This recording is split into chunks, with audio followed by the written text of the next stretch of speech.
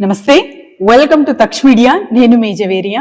ఈరోజు మనం great astrologer బాదంపురి Shivakumar Sharma గారి దగ్గరికి వచ్చాము.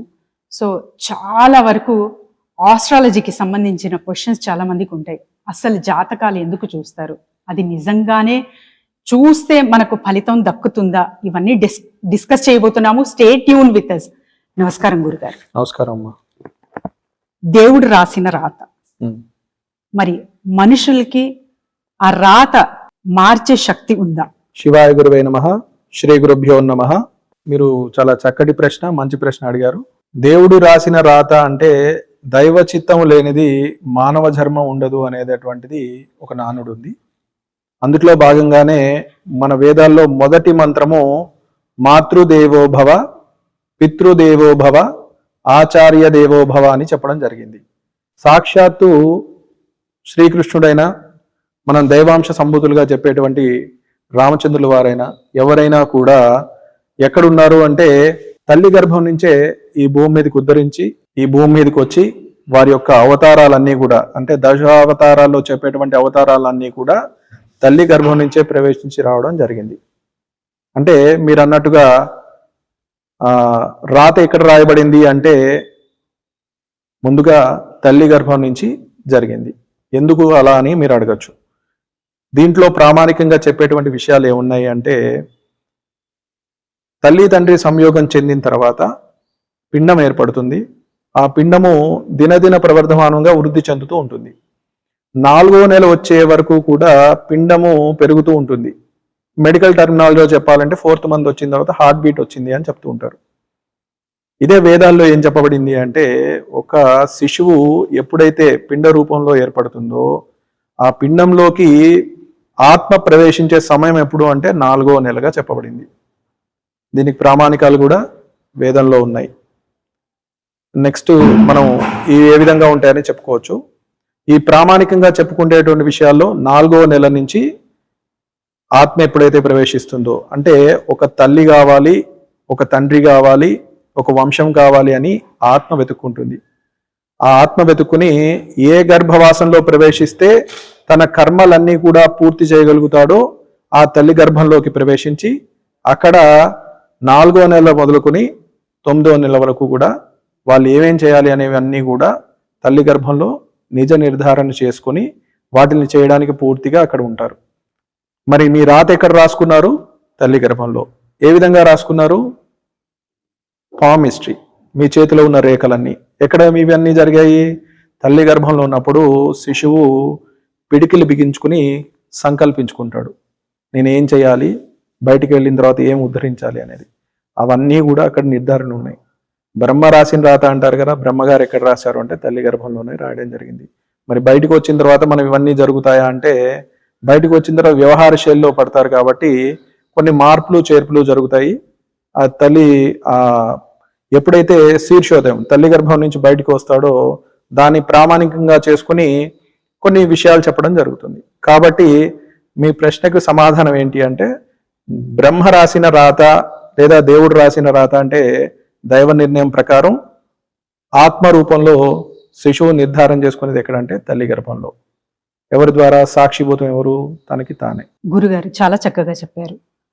మరి ఆ ఆలోచన కానివ్వండి, తర్వాత వచ్చేసి, ఎందుకంటే ఒకే రాశిలో పుట్టి, ఒకే సమయంలో పుట్టి, ఒకే ప్రాంతంలో పుట్టిన వారికి విభేదాలు, అంటే వాళ్ళ జాతకంలోనే విభేదాలు కనిపిస్తాయి. సో ఒకరేమో రిచెస్ట్ పర్సన్, ఇంకొకళ్ళకేమో పూర్ అంటే పూర్ స్టేజ్.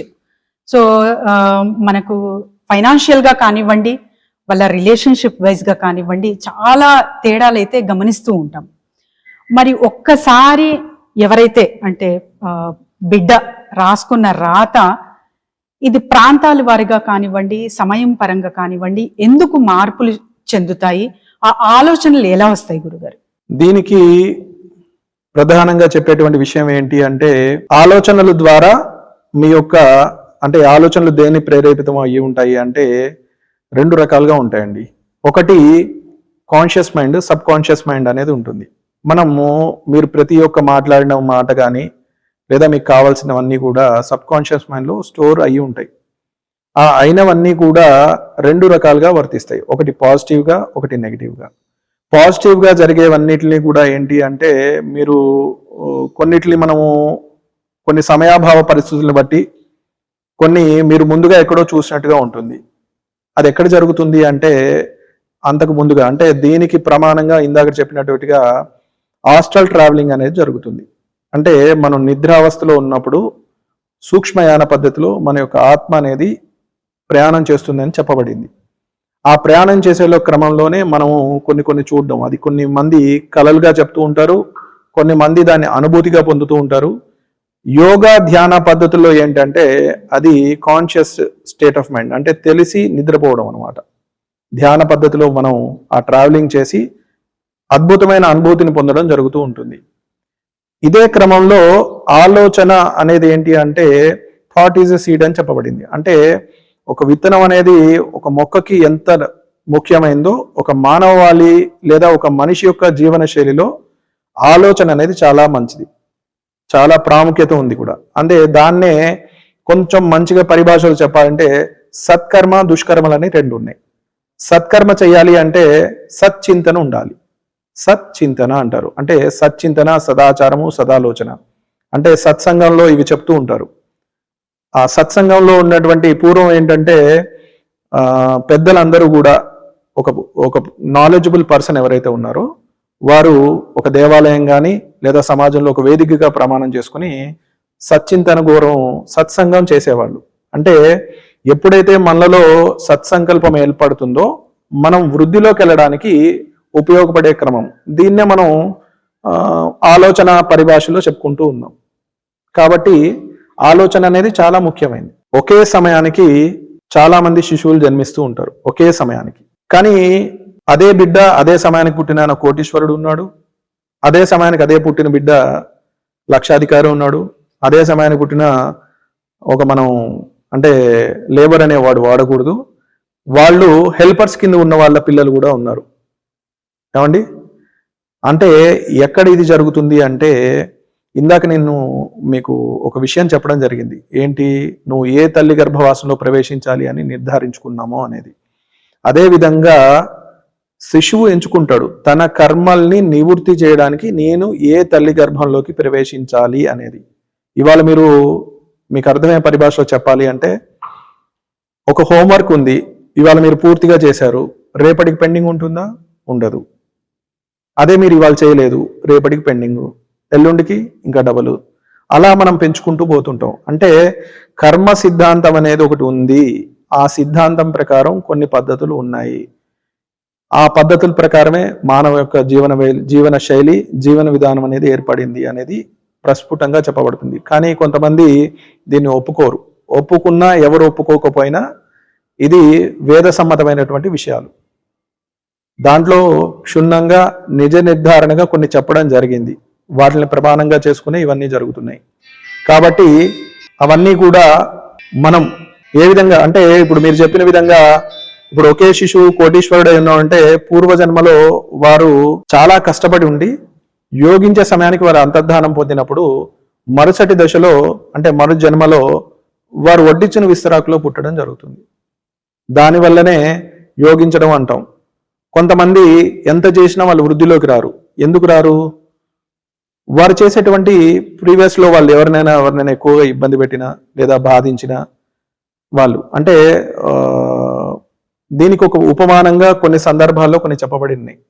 రాములు వారు అవతారంలో ఉన్నప్పుడు ప్రతి ఒక్క ఆడవారు అనుకునేవారంట ఇలాంటి భర్త నాకు దొరికితే బాగుండు అని. అలాంటిదంతా కూడా ఎక్కడ నిర్ధారణ జరిగింది? వాళ్ళందరికీ ఎప్పుడు సాఫల్యమైంది అంటే కృష్ణులు వారినప్పుడు వాళ్ళందరూ కూడా చెలికత్తెలుగా ఏర్పడడం జరిగింది. కానీ దీన్ని చాలా మంది వేరే విధంగా చెప్తూ ఉంటారు. కానీ ప్రతి ఒక్క అవతారంలో వారి యొక్క అంటే కృష్ణుడు నెమలి పింఛం పెట్టుకుని ఉన్నారు శిరస్సు ఆయన కిరీటంలో. దాని అర్థం ఏంటి? నెమలి ఎప్పుడు కూడా ఫిజికల్గా కలిసి ఉండదు ఆడనెమలతోటి. కానీ అది అర్థమైన వాళ్ళకి అర్థమవుతుంది. వాళ్ళందరూ కూడా ఎవరు అంటే పూర్వజన్మలో వారందరూ కోరుకున్న కోరికలను బట్టే వారు ఈ విధంగా రావడం జరిగింది అనేది ఒక ఉపమానం. అలాగే శిశువు కూడా ఏకకాలంలో జన్మించినప్పటికీ వారి యొక్క యోగాలు వారి యొక్క అన్నీ కూడా ఉన్నాయి అనేది వారు ఏ తల్లి గర్భాన్ని ప్రవేశించాలి అనుకున్నప్పుడు అంటే వాళ్ళ యొక్క వంశం యొక్క సత్కర్మలు దుష్కర్మలను బట్టి వాళ్ళ యొక్క ఆ కుటుంబంలో ప్రవేశించడం, వృద్ధిలోకి రావడం కానీ వారి యొక్క ఇబ్బంది పడ్డం కానీ దాన్ని ఆధారించి చేసుకునే చెప్పబడింది. కాబట్టి అందరూ ఏ కాలంలో ఉన్నప్పటికీ ఒకేలా ఉండకపోవచ్చు అనే దానికి ఇది ఒక ఉపమానంగా చెప్పవచ్చు. సో చూసారు కదండి. ఇంకా మీకు క్వశ్చన్స్ ఉన్నాయి, ఆన్సర్స్ కావాలంటే కింద స్క్రోల్ అవుతున్న నెంబర్కి కాంటాక్ట్ చేయండి. ధన్యవాదాలు గురుగారు. నమస్కారం.